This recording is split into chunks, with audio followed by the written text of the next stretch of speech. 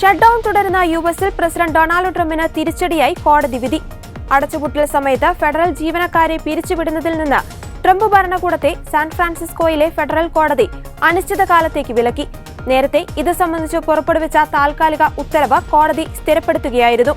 പിരിച്ചുവിടലിനെ ചോദ്യം ചെയ്ത് ജീവനക്കാർ സമർപ്പിച്ച ഹർജിയിലാണ് ട്രംപിന് തിരിച്ചടിയാകുന്ന കോടതി വിധി വന്നിരിക്കുന്നത്.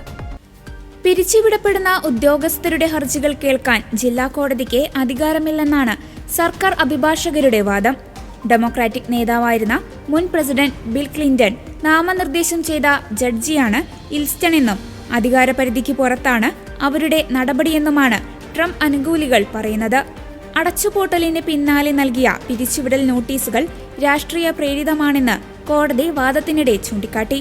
ഇതുവരെ 4100 ജീവനക്കാർക്കാണ് ട്രംപ് ഭരണകൂടം പിരിച്ചുവിടലിന് നോട്ടീസ് അയച്ചിരിക്കുന്നത്.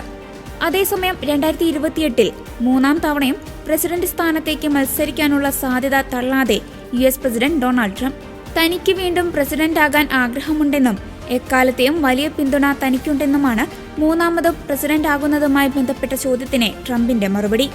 ഭരണഘടനയ്ക്ക് വിരുദ്ധമായി മൂന്നാം തവണയും മത്സരിക്കണമെന്ന വൈറ്റ് ഹൌസ് മുൻ തന്ത്രജ്ഞൻ സ്റ്റീവ് ബാനന്റെ നിർദ്ദേശമനുസരിച്ചായിരുന്നു മാധ്യമപ്രവർത്തകരുടെ ചോദ്യം.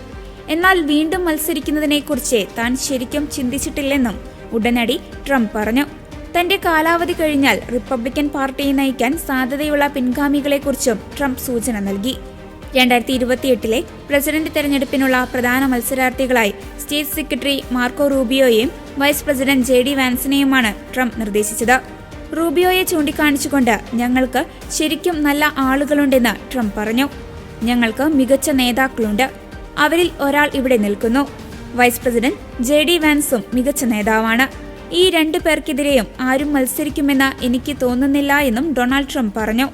ട്രംപ് വീണ്ടും മത്സരിക്കുന്നത് പരിഗണിക്കണമെന്ന് വാദിക്കുന്നവരിൽ ഒരാളാണ് സ്റ്റീവ് ബാനൻ.